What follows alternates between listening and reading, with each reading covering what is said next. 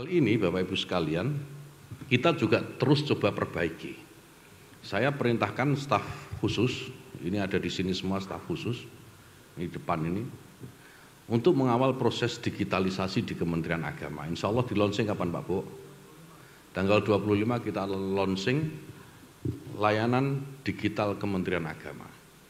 Saya ingin semua pelayanan publik di Kementerian Agama ini bisa diakses dalam genggaman semuanya.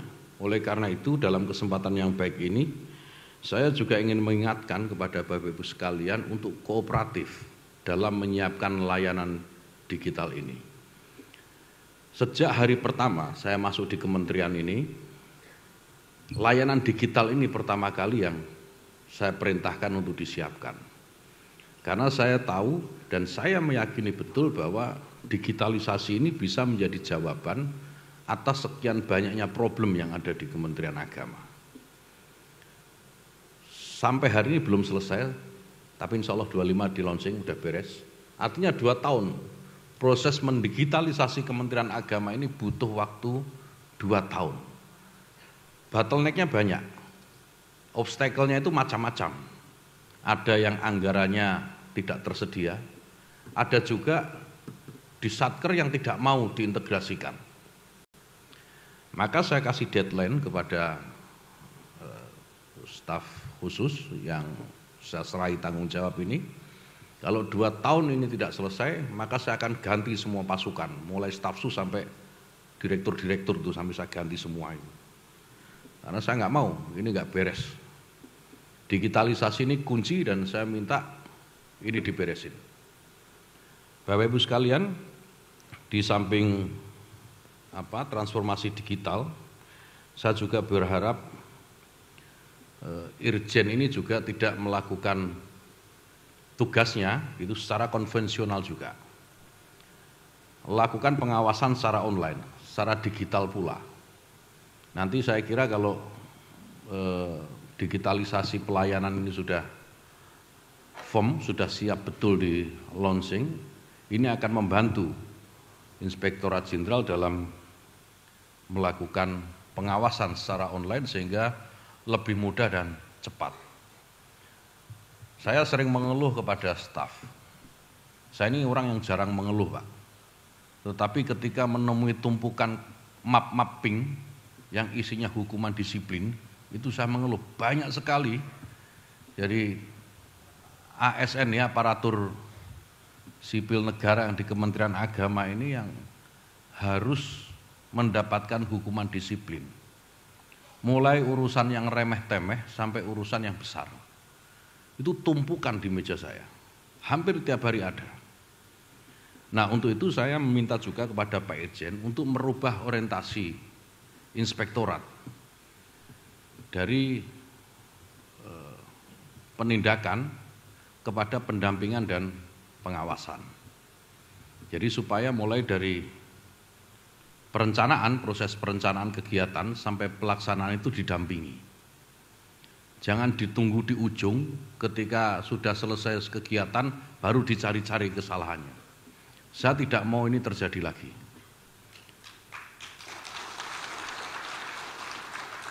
Ini juga akan memberikan jaminan ketenangan kepada Bapak Ibu sekalian dalam menjalankan program-program yang diamanatkan kepada Bapak Ibu sekalian. Jadi nggak perlu dihantui.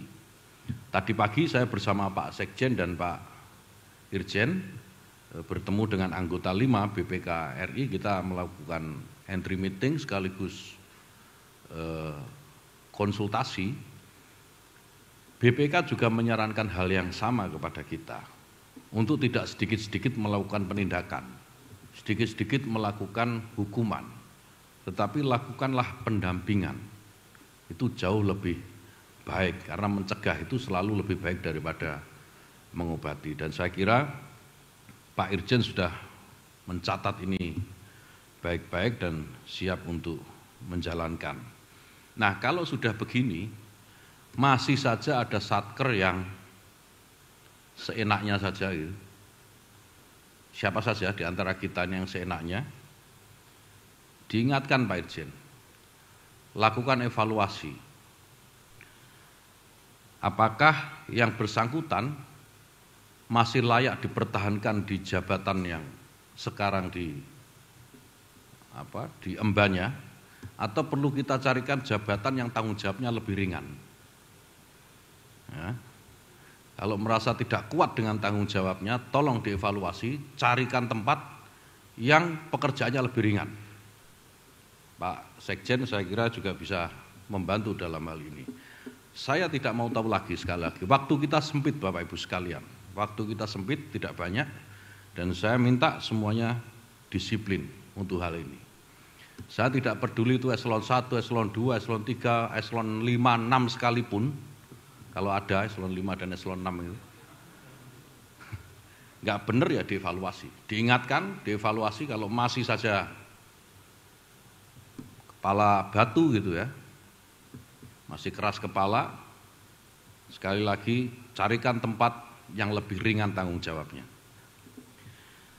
Bapak Ibu sekalian, kenapa saya concern terhadap perbaikan layanan publik di Kementerian Agama ini? Salah satunya adalah karena banyak sekali layanan yang kita berikan itu bersentuhan langsung kepada masyarakat. Mulai lahir sampai meninggal, itu semua diurus sama Kementerian Agama. Semua jadi urusan kita. Lahir, nanti sudah gede.